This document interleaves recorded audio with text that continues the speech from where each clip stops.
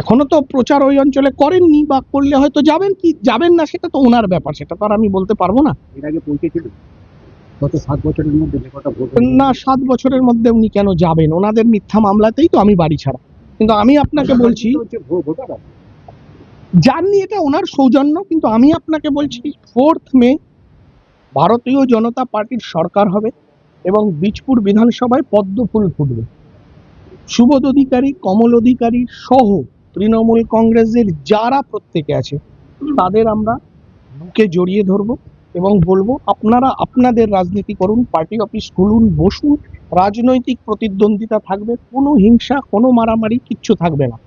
যারা আমাদের বিজেপি কর্মীদের মেরেছে, বিজেপি কর্মীদের খুন করেছে, সৈকত বহালকে খুন করেছে, তাদের বিচার হবে, সেটা আইন মেনে হবে। আপনি যাবেন রাজনৈতিক সৌজন্য দেখাতে বর্তমান তৃণমূল প্রার্থী এবং বিধায়কের বাড়িতে? ওই অঞ্চলে যখন যাব তার বাড়িতে অবশ্যই যাব। তার বাড়িটা তো আমি যখন ওই অঞ্চলে প্রচারে যাব তখন উনি তো ভোটার, সেটা তো আমার বাইরে নয়। কিন্তু একটাই সমস্যা, উনি তো অট্টালিকায় থাকেন, তাকে এবং তার সামনে একটা দুর্গ মতন করা, মানে একটা রাজামশাই তো দুর্গে বসেন, ফলে আমাদের মতন সাধারণ মানুষ ওনার কাছে পৌঁছাতে পারবো না, কারণ উনি 4টে তালা মেরে অট্টালিকার উপরে থাকেন। ওই দুর্গে আমাদের মতন সাধারণ মানুষের প্রবেশাধিকার নেই। সুযোগ পেলে যাবেন। সুযোগ পেলে নিশ্চয়ই। প্রার্থী সুদীপ্ত দাস এখানে এলেন, কি কথা হলো? সৌজন্য সাক্ষাৎকার।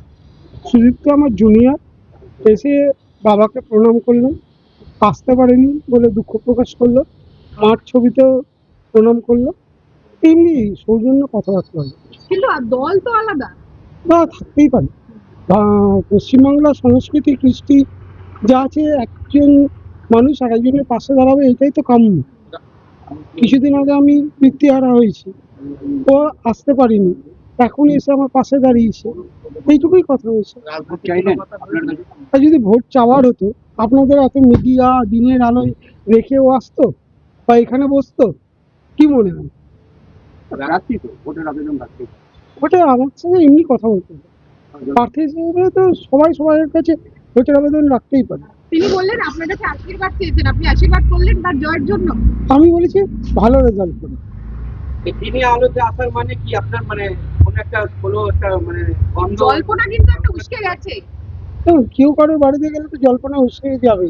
একটা ছেলে আর একটা মেয়ে যখন কলেজে পাশাপাশি রয়েছে, অনেক জল্পনা ঘটে, কিন্তু আবার রাখির দিনে মেয়েটা ছেলেটাকে রাখিও পড়ায়, জল্পনা থাকতেই পারে। যে হিন্দুকেরা জল্পনা করবে তাই নিয়েই তো থাকতে হবে। এক সময় রাজনীতি করেছেন বলেই কি আজকে মানে জাস্ট সৌজন্যতা?